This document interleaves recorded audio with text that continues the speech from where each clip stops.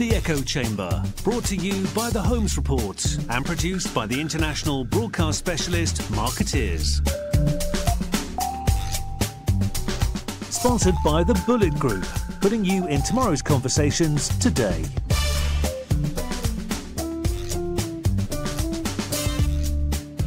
Hello and welcome to the Echo Chamber. I am Diana Marzalek. I'm a senior reporter with the Holmes Report, and I have two influential guests with me here today. I have Cindy Krupp, who is the founder and CEO of Krupp Group, a PR agency in New York City, as well as 28 Row, which is an influencer marketing organization and network. I also have Madison Krause, who is a real-life influencer, straight out of NYU, who has been working with Cindy and the network in terms of building up a college-age influencer, what do you call it, following, I guess. And your influencer name that you go by, though, is Gaptooth Ginger. Is that correct? Is that just on Instagram? That is on Instagram, and it's now become in real life, too. People will call me Gaptooth, GTG, Gaptooth Ginger. It's really... It all works. Taken a whole other era of a name. Excellent. So, Cindy, tell us a little bit to start with about 28 Row, what it does and why you developed it, where the impetus for it came. Sure, happy to. So at Krupp Group, we do a lot in the influencer space. Influencers obviously have become a huge part of branding for all of our brands. We work with macro influencers with 1.5 million followers and micro influencers that have 50,000 followers. And what we realized was brands were interested in reaching this college demo, but none of the influencers that we were working with really were tapped into that. So we did a deep dive into the brand space, and what we found was, or into the college space, I should say, what we found was brands that were activating on the college campuses were very mono brand focused. And what that means was they were finding brand ambassadors that would be brand ambassadors for their one brand, usually for a semester. They would do activations on the ground. They would have them post numerous times a week. And so many of the girls that we met with said, like, I didn't want to do it. It's not the way I shop. I'm not a one brand customer. And so we started to realize that this need for approaching this college demo as we do with macro influencers or micro outside the space where it's multi-brand, to really approach them exactly as we do and have those conversations with them in that way. That being said, we had to build the network because it's not so easy to find amazing talent like Madison. You know, they're not represented by agents. They're not exposed in the same way. So we spent a year building a network of over 150 students nationwide. So we have girls, and I say girls because we can't find those dudes that are interested in social media in the same way. So the guys that we found, just none of them have followings that are, that make sense to call them influencers. So we built a network of girls from University of Miami, Wisconsin, Michigan, NYU, Tulane, U of Penn, across the nation. And how did you do that? Did you... Needle in a haystack. You did? Okay. Rabbit's hole. Just going through... Rabbit's hole. Oh, wow. Yeah, my co-founder, Janie, that's her job, is to really make sure that the network is active and that we're constantly, Madison's just graduated, so we're rolling her into our next phase of influencer. But so we've got all these incoming freshmen. This is a network that's constantly shifting because kids are coming in and kids are graduating. So literally straight down a rabbit's hole, social media rabbit's hole, finding the talent, finding the girls that we felt represented different brands well. A big vetting process. We're mindful of the types of photos, the types of captions. Every bikini shot with a bottle of wine or beer is not our kind of girl. So someone that has is utilizing it in a creative way. Is really engaged with their friends and their social life. And so we were very mindful of what sort of criteria we wanted to see for this network. We literally built the network. We reached out to these girls. We said, this is what we're doing. Do you want to be a part of it? And that is how it came to fruition. I'm surprised that the college-age influencers are that hard to find. If you start to look, you can figure it out. But the reality is, you have to be tapped into that world. It's not because the way brands are finding, or the way at Krupp Group that we're finding influencers outside the space, are a couple different ways. influencers that we work with that are traditionally bigger influencers are being followed by other influencers. So we know if we start with like a Man Repeller, an Eye Swoon, there's influencers that are striving to be them. So we're able to kind of follow that path. We're able to see what like-minded brands are doing and who they're working with. So that's another way to find it. These girls are so under the radar. They have like, an average of 5,000 followers. They're so micro that they're not easy to find. And why is that, Madison? Maybe you can tell me why are college age influencers not more active than they are? I think one of the main reasons is because they're in college. They're not focusing as much on social media as big influencers. That's their job. I know a lot of them. That's how they make their money. That's their brand. For us, we're going to school and we're doing social media, so it has to be something that you're passionate about or a creative outlet for you to actually be active on social media and give it the time that it needs. And so you made it. You just graduated NYU, Yeah. and you're going to law school. Yeah. Congratulations! Thank you. So and you fit the influencing in. Is this something you've always done? Is this something you built a following up over time? Why? How? It kind of started. Before I came to college, I did a program at FIT, and I just really loved using Instagram as a way to like go find cool places to eat or find outfit inspiration and stuff like that. And it just started building off of there. And then brands would slide into my DMs. It goes down in the DMs like all our youngins say. But and I started from there. So brands found you. Yeah. Brands found you.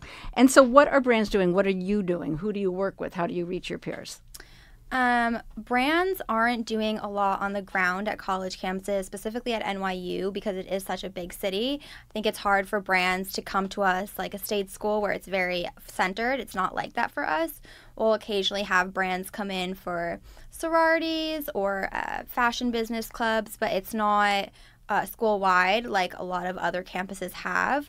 So for us, a big way to market is through social media and through them reaching out to us. On my campus, I saw some girls who had brand ambassador programs, so they'd be doing, again, like Cindy said earlier, the same brand over and over again and posting twice a week for them or things like that. And that didn't really seem organic or authentic to a lot of us because that's not how we're living.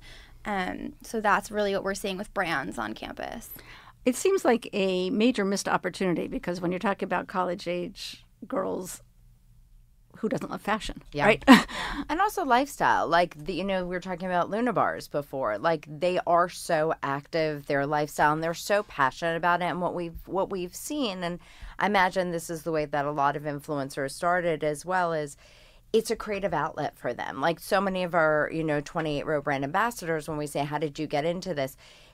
I've yet to find one of them that has looked at me and said, I want to be an ambassador. Like that, I want to be an influencer. That's my career path. Obviously Madison's graduating, going on to college. So it's really like a creative outlet for them and a way to share with their peers things that they're passionate about, which comes across.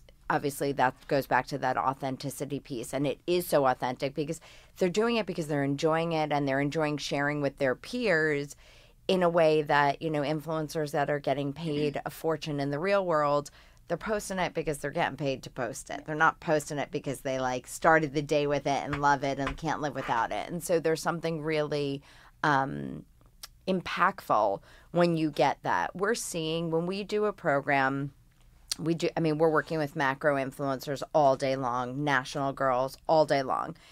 And for brand awareness, it's amazing. A girl that has a global reach, it's of great value for a brand, but the conversion's really not there. The sales that drive are not there because if someone has 1.5 million followers, they're not really knowing their community well, and chances are it's not really the same kind of person that's following them. There's a lot of noise in that. With these girls, 5,000 followers, you probably know 90% of the people in that, and they know you. Yeah. And so what we're seeing is we'll run a program with a big influencer, a macro influencer outside the space. We'll see an engagement rate of 2 to 4%. With these kids, we're seeing 15 to 20%. It's insane. The first time we ran it, I was like, wait, run those numbers again. That can't be right. That doesn't make sense. They have such a small following. That makes no sense. But then I was like, of course it makes sense. This is a real community. These are people that know Madison. These are people that follow her, that are friends of friends from high school, friends of friends from college, friends from, like, this is a real authentic community. So when these influencers speak, this community feels very connected to what you have to say. There is no sort of like barrier of entry. And so it's been amazing to see how brands are really gaining that sort of traction by utilizing these influencers. And Madison, go ahead. I think going off of that, one of the big differences between us and major influencers is because we have this community, they feel more comfortable reaching out to us when they see a product that we post or a brand that we're working with, because they know, oh, I can ask the size, oh, I can ask her questions about this or that. And usually because they feel comfortable talking to us about it, they'll go to that website. And that will lead to, if they don't buy the product we're wearing, they'll probably buy something else. Yeah. We also give them discount codes, which not a lot of big influencers always can provide for their community. So it's just like that community that we have, they feel more comfortable with us. So what's working? I mean, how do you really connect with your peers? Is it having that back and forth? Is it making choices that really reflect who you're speaking to? Have you ever rejected a brand's, participation partnership? Yeah, so I think doing the social media and online marketing is a lot stronger than on the ground, specifically in college campuses, because we're not shopping on the ground. We're not really going to stores anymore like we used to. We're shopping online. We want to be able to swipe up and quick in between classes or while we're sitting on our computer in class. We want to be able to shop fast. That's what we're used to. We're used to shopping online. So I see that the online stores and online marketing is doing a lot better than on the ground, because it's just not how we're shopping. So it's not connecting to us.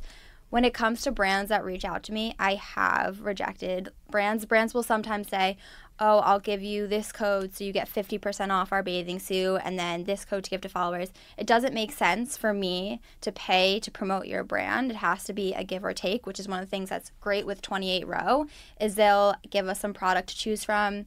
We pick if it makes sense with our brand or not. If it does, then we get the product and then we post it. We're not paying for something like some other brands are suggesting that we do. It has to be a give or take with these influencers, especially because we're in college. We're on a budget. We don't want to spend money on things that we're going to help you promote. It just doesn't make sense to us. Also, it's really important with these brands that they're looking at who they're reaching out to. A lot of companies, specifically bikini companies, will reach out to me in January while I'm in class at school. It's snowing. I live in New York. This is an issue. I am not going to sit in a bikini in Central Park. It just doesn't make sense to me. A girl in Miami might work for her, not me. So just really look. Also, like, I'm a vegetarian. I've had food companies that don't have vegetarian or vegan options reach out to me. That doesn't make sense to me because I can't eat it. So you have to make sure that it aligns with the influencer you're looking at, because if not, it's just not going to make sense. And it's not going to go to their followers either. It's a lost opportunity on both ends, because regardless of how much you're paying them, their followers are going to be like, that doesn't make sense for her. So you're definitely discriminating in who you select to work with. They all are. They all have the privilege of being so. Listen, they're young and they are have strong convictions and opinions, and they're not using this to pay their way through college. So it's really, it's more of a passion project, or, and it might manifest into more. So they have the privilege of being able to say, no, that's inauthentic. I think for us, when we start to work with a brand, we go through our network and say, okay, is she aligned with this brand? Does she make sense? And many, many times we're like, these are not the right fit for this brand. And I think that's a really important part of our success and our process, and exactly what you're saying, for a brand to be reaching out to you. If they're following you, they know that you're vegetarian, they know that you support sustainability, they know that these are decisions that you make, so they should be mindful in the selection process that they're making. But I think that brands are struggling to really navigate this network. And what makes it worth your time? This takes up time, right? You're right. Obviously graduated with good grades, you're going to go to law school. Why do you do this? What makes it worthwhile for you? I think it's awesome that we get to work with new brands and learn about new products and find things that fit with us. So it's I think that's really what it is, the give and take of, oh, wow, I got this A. Paris coat that I collaborated with 28 Row for, and I wear that coat all the time. And, like, my friends see it all the time. I know a lot of my friends have bought from there because they've seen me wearing it all the time. So it makes sense to me because I get stuff that I love to use. And I also get to share it with my friends, my community, and it's just a give and take. It's a lot of added value also for the brands, whereas we don't get that. So if we do an influencer program outside the space and we're giving product to someone or we're paying someone to do some sort of post program, they post and then we never see that item again. It's not like, chances are 99% of the time they're not going to continue to post images of themselves utilizing the product. Either they throw it in the back of their closet or they give it away. With this network, we get so much added value. First of all, we'll see you in numerous posts, even though we're contracting you for one. But then your community sees you on campus wearing it. People, like, there's so much added value beyond just the post. And that only in this community do you get that. Now, 28 Row is available to other agencies to use. Is that correct? Well, you make your network available? For brands, yes. For brands. So for any brand. But yes, there are other agencies that will contact us for their client and say, we have this client, we know you have this network, can we do a program with you? And of course, that's, we're contracted out to do that. And are there categories where college age kids don't necessarily fit? I mean, of course, you're talking about big purchases like cars and homes. I understand that. But consumer brands. I mean, we're mindful of like a price point of like $300, $350 and below is kind of the sweet spot. Anything above that, unless it's just for brand awareness and you want to build aspirational consumers that cannot purchase your product today, but as their graduation present, you want it to be on their radar. But if you're looking for conversion, then it has to be under $300, $350 is really the max. So price point edits out a lot. And then, again, it depends. Like we did a beauty CBD product launch with a brand. And CBD is illegal. It's legal. Like there's nothing. But we had girls that were like, I babysit. Like I can. It's I don't want work to see. And it's a beauty brand. It was literally like a lip balm. It was not. And but we also realized like that's part of them feeling like it's authentic to their community, and we don't want anyone to ever post something that doesn't feel real. And so that was interesting. That was like an interesting. We looked at each other and we were like, wait, what? It's CBD. Yeah. Like it's so there's that definitely. I'm curious to see how that continues to manifest. I worked on that collab, and when I first thought, I was like, okay, CBD. I'm going to law school. Like, what I think when I was like, I work out all the time, and there was actually a spray for if you had muscle pain, and like my followers know, like I work out every day. I love working out. It's like my outlet. So it made sense to me to have the spray for my muscle pain, and I wanted to try the spray for my muscle pain. So I was like, it's true to my brand. I'm not gonna go shy away from something. Like, well, I didn't think about that in the sort of transitional phase that college age kids are at. I mean, you're legally an adult, but yet you don't want your mom to know everything. Totally. Yeah, for sure. And you don't want, you still are answering to professors and parents, and you don't want anyone to judge you based on that. And the reality is, everyone is seeing your social, so you want to be mindful of what sort of things you're supporting on it. Right. And so, how will this change? So you're going to law school. Will you still be an influencer? And if so, how does that change what you will or won't do, what you'll focus on, or are you still gap-toothed ginger forevermore? I think even with going to law school, I'm going to stay gap-toothed ginger. I went all 4 years of college doing it, and I think it's like become a part of me. I mean, I have a G around my neck, and people are always like, why do you wear a G? And I'm like, oh, for my best friend Gap. No, it's for like gap-toothed ginger. Like it's become a part of me because it is my creative outlet. And I think especially in law school, when I'm going, and even if I was just going into the work world, you become so serious. And I think it's very important that we still have that outlet, because we still have those followers. My followers aren't leaving me now that I've graduated. If anything, they're going to stay with me to see where I go and the more stuff I do in the city, because my content isn't going to change that much. And what is your content? So what's your typical day? I mean, yes, you wake up, you work out, you go to school, but how often are you posting? How often are you posting on behalf of brands? I post at least 2 to 3 stories every day. which would be like a food or like if I'm working out, or now you can post like a song from Spotify, or if I just feel like I'm doing something cool. And then when it comes to brands, I try not to do, it really depends on the time period, but if I have a lot, I'll only do like one really a week. I don't like to do too much, because then I feel like it's becoming unauthentic and it's not going to really reach my followers. And when I do post, It doesn't have the same impact. yeah, it's not going to have the same impact. Or like sometimes I'll do one a month and then that's it. It really just depends on the time. But mostly I post like food or what I'm wearing or what I'm doing or cool art galleries that I've been to, and that's mainly my content. And how do you really, the word authenticity always comes up, but how do you really convey authenticity? I mean, does it have to be something you love, something you use? I mean, how do you really make that, not only that connection with the brand, but then also relay it to your followers?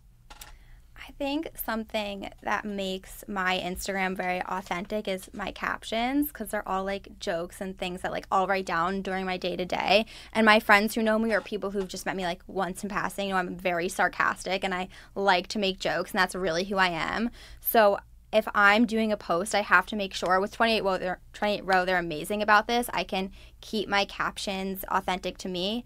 I think if they see a caption that's not authentic, it's not like a joke or a pun or something that would make sense, then my followers will know, okay, that's not Madison.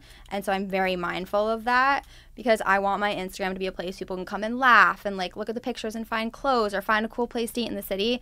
I don't want it to be like, I love this brand so much, it's so great, you should get it. Like, that's not me. So Cindy, are brands starting to or realize that there was this gap in their marketing for college? Yeah. And what kind of brands, and what are they doing, and what's the realization? I mean, everything from workout lifestyle brands, beauty brands. We're speaking to an alcoholic beverage brand right now, a lot of fashion brands. And we're just starting to kind of get the word out about this. At first, we were just kind of testing it with our brands. And so the fact that we're outside. But yes, everyone is looking. Every time I tell someone what I'm doing from the brand side, they say to me, we've been wanting to do something in the college space, but it's too labor intensive. I don't have someone that could dedicate all their time. The marketing teams in-house are doing so many other things that to build this network or tap into this network. So it's been challenging. Also, like we were saying, most influencers don't want to work with a mono brand, don't want a mono brand partnership. They want to work with multi-brand as they do because that's when it feels really inauthentic. If you're posting about one brand 3 times a week, come on. Like, clearly that's a partnership, and there's not, but for Madison and for other influencers, we're saying we'd love for you to work with this brand. This is the ask. If she's into the brand and she's excited, it goes. Sometimes we put out an ask that says, this is the brand. We're looking for 20 girls. The first 20 that reply, do it. And we get, if it's a brand that they're excited about, we get an immediate response. We'll get from the girls, like, I saw so-and-so was included in that program. Can you include me in the next one? Like, we're really creating this sort of demand within the network that they want to be part of it. But I think to Madison's point, the reason why it works is because it is authentic, and they're only going to promote things that feel right to them. They don't want to alienate their community, and they're not in a position that they, no one's saying, here's $50K, hold this, cheeseburger. We know you're a vegetarian. Yeah. Like, that'd be a different story. That's going to be challenging when she's like, it's a semester of college or, Absolutely. Yeah. The perks. I'm surprised you can't find any guys. I mean, not any. We're struggling. What is the deal? They like brands. They don't like social. Yeah. So really? They like their brands, but they're not posting on a regular basis. And we need people that are really active in social. She's posting 3 stories a day. Like, the guys are just not. And it's amazing. We did one sneaker campaign where we said, do it with your best friend. Like, we'll send you shoes. And a lot of the girls pick guys. And we were so excited because we were thrilled to have these guys. But we went and checked out the guys following. They have no following. They're just not active in it in the same way. Right. They don't work at it. And are there other demographics that you're seeing this gap exist on that you would expand the network, even if not yours, but that there's other opportunities? I mean, listen, these kids are graduating. We're going with them. Like, they're, everyone, when they were graduating, the first question was, am I getting kicked out of the network? And we're like, no, of course not. We're just going to market you and position you to brands that you're that like, straight out of college, first job. This is, what it looks like, and this is what sort of, and the brands are going to shift, right? Like the brands are going to shift. What you need in your first apartment is going to be different than what you're going to spend money in a different way than you did in your dorm. And so that sort of awareness. High school has come up, but we're not there yet. We're definitely not there yet. I'm worried about the spending power. Like, I feel like for brands that's going to be a challenge in that space. To reach the high schoolers. Yeah, I just don't know if we do reach them, or do they have the disposable income? Most of them don't have after-school part-time jobs for, so that's been my hesitancy there. Yeah, there are all those trickiness of working with minors. Yeah. And yeah. There's a full range of things you have to consider. Yeah. Beyond. I also think with working with 28 Row, which they're so good with us, and a lot of companies don't do this, is Janie, who is one of the co-founders. She'll text us, email us. She really tries to communicate with us throughout the process. So we really have a person to talk to, where with most collaborations I've done outside of 28 Row, I don't feel that. And we can always send them the picture and be like, hey, does this work? Does this caption work? And Janie will get right back to us. So it's that communication that we're seeing through 28 Row that we don't get through just brand collaborations, through email. It's not that connection that we have. How'd you find Madison? Needle in a haystack. This one. Needle in a haystack. Well, good. You've got a prize here, and now you're going to have a law student. So yeah, I know. I'm like, she's going to end up being in-house counsel for 28 Row and Crop Group. You're building an entire career here. A multifaceted vertical marketing, right? Exactly. All right. Well, good luck, and I appreciate all your time. And we will watch your network grow, and we'll watch your law career grow. Thank you so much. Take care. Awesome. Thank you. Thank you. You've been listening to The Echo Chamber. Brought to you by The Holmes Report and produced by Marketeers. Sponsored by The Bullet Group, putting you in tomorrow's conversations today.